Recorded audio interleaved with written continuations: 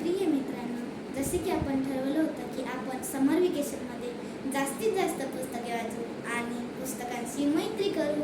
तर मी साने गुरुजींनी लिहिलेली श्यामची आई, धडपडणारी मुले हे पुस्तक वाचले आणि आता मी ग्रंथालयातून एक नवीन पुस्तक घेऊन आलो आहे. त्याचे नाव आहे डॉक्टर बाबासाहेब आंबेडकर अनुभव आणि आठवण. हे पुस्तक नानक चंद्रवृत्ती यांनी लिहिले आहे. त्यातली एक आठवण मी तुम्हाला सांगणार आहे. नानक चंद्रवृत्ती डॉक्टर बाबासाहेब आंबेडकरांना भेटले. त्यांनी त्यांना विचारले की तुमचे शाळेतील अनुभव कसे होते. तर डॉक्टर बाबासाहेब आंबेडकर आपल्या भाषेत नानक चंद्रवृत्ती यांना सांगत आहे. तर मी ते तुम्हाला सांगते. डॉक्टर बाबासाहेब आंबेडकर म्हणतात की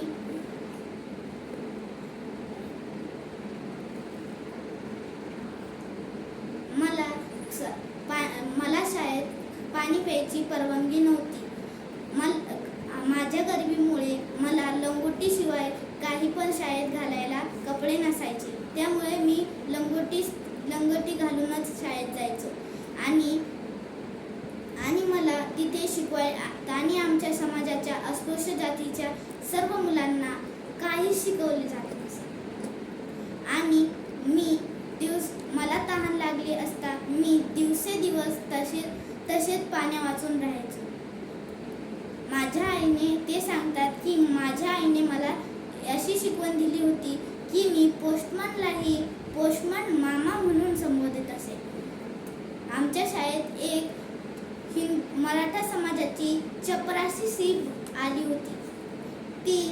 ती मला शिवायलाही तयार नव्हती.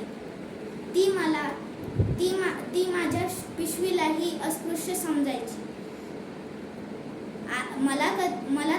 मला एकदा तहान लागली होती. त्या दिवशी ती स्त्री कामाला आली नव्हती. मी गुरुजींकडे गेलो आणि म्हणालो, गुरुजी मला खूप तहान लागली आहे, मला पाणी प्यायचे आहे. गुरुजींनी चपराशाला बोलवले. चपराशाला सांगितले, याला पाणी प्यायचे आहे, ह्याच्यासाठी पाणी सोड. मग चपराशाने मला पाणी सोडले आणि मी ते प्यायलो आणि परत येऊन बसलो. आणि एकदा बडोद्याच्या मी एकदा एलिफेन्शन विद्यालयात गेलो होतो. त्या विद्यालयामध्ये ही अस्पृश्यता पाळली जात असे.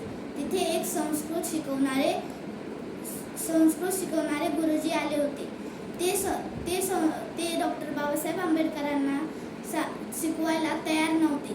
त्यामुळे डॉक्टर बाबासाहेब आंबेडकरांना ती शिकता आली नाही. म्हणून ते बडोद्याच्या शाळेत गेले आणि त्यांनी तिथे शिष्यवृत्ती परीक्षा दिली आणि दरवर्षी स्पर्धा परीक्षेत नंबर आल्यामुळे त्यांना शिष्यवृत्ती प्राप्त झाली.